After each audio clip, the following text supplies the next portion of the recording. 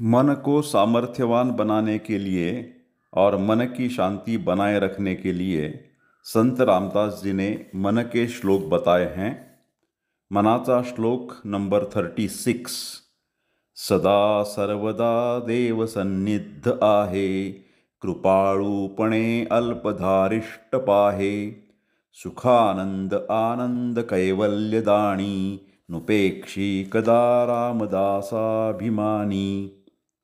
हिंदी में इसका मतलब है, प्रभु रामचंद्र तो सतत आपके निकट ही है, मगर वह कृपावंत धीरज देखता है।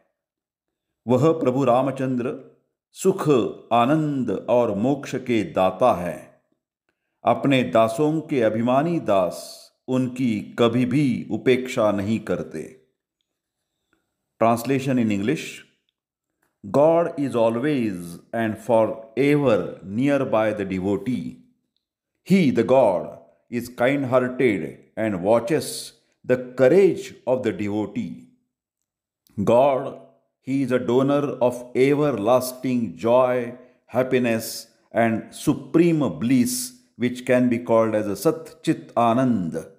That Rama, proud of his devotees, will never neglect them.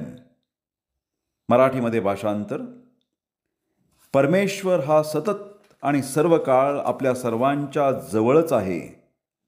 तो आपल्यातच आहे म्हणूनच आपल्याला दिसत नाही. तो प्रेमळपणे आपला भक्त किती धीराचा आहे ते बघत असतो, त्याची कसोटी बघत असतो, कसोटी घेत असतो, श्रद्धेची परीक्षा घेतो.